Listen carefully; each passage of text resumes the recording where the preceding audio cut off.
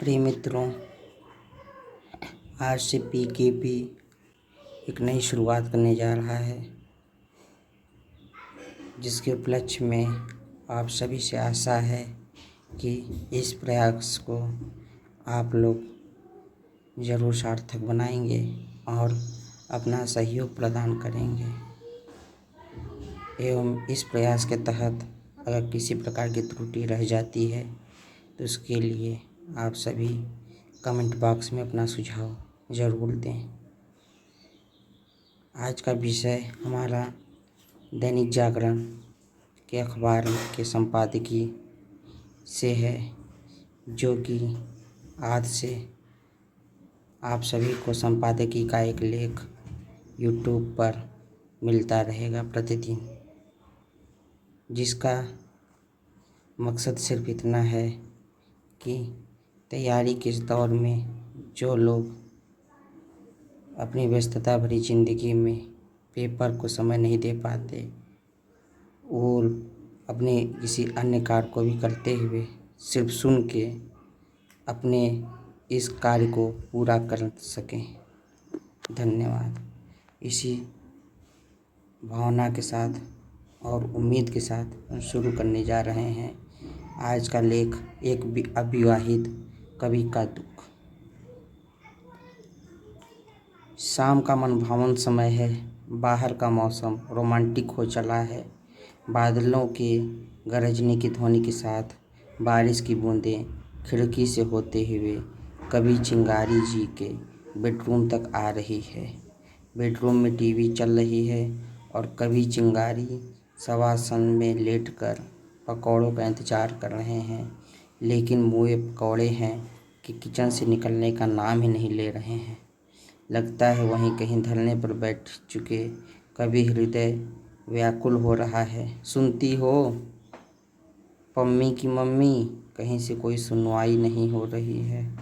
भला इस देश में कवियों की सुनता कौन है जी। अगर आपको सच में सुना गया होता तो यह दुनिया कब की स्वर्ग हो चुकी होती। कवि चिंगारी पकौड़े के नाम पर मुंह में उठते ज्वार भाटे को किसी आंदोलन की तरह दबाकर सोच रहे हैं कि देर सवेरे उनकी आवाज़ जरूर गृह मंत्रालय तक जाएगी। उसी उम्मीद में कवि ने करवट बदली। तब तक टीवी पर सरसों तेल का विज्ञापन शुरू हो गया। एक सुंदर नायिका नायक के लिए पकौड़े छान रही है। नायक पकौड़ी खाकर खाना भूलकर नायिका के लिए प्रेम गीत गा रहा है। यह देखकर कवि चिंगारी का गुस्सा सरसों तेल के भाव की तरफ बढ़ रहा है। ए पम्मी की मम्मी, कौन से आसमानी पकौड़े बना रही हो कि अब तक नहीं बना। ऊपर से ये टीवी के विज्ञापन, इनको कैसे पता कि आज हमारे यहाँ पकौड़े बन रहे हैं। लगता है कि आर्टिफिशियल इंटेलिजेंस अब किचन बेडरूम तक घुस जाएगा। पहले तो टीवी बंद करो और चुपचाप जाकर बाजार से सरसों का तेल ले लाओ। 3 दिन से कह रही कि चूल्हा बनवा तो जल नहीं रहा, पर दिन भर फेसबुक पर बैठकर देश की समस्याओं पर कविता लिखने के लिए टाइम है, घर के लिए नहीं। श्रीमती जी के इस अवतार को देखकर कवि के काव्यात्मक चिंतन पर स्पीड ब्रेक लग गया। कवि को गृह मंत्रालय द्वारा सुना जाएगा, लेकिन इस तरह से सुना जाएगा इसका अंदाजा नहीं था। कवि सोच रहा है, क्या जमाना आ गया प्रभु। रीति काल में तो विरह में धधकती नायिका के हृदय के तपन से कुछ भी जलवाया जा सकता है। एक आज का ज़माना है कि कभी नायिका से कहकर गैस चूल्हा भी नहीं जलवा सकता।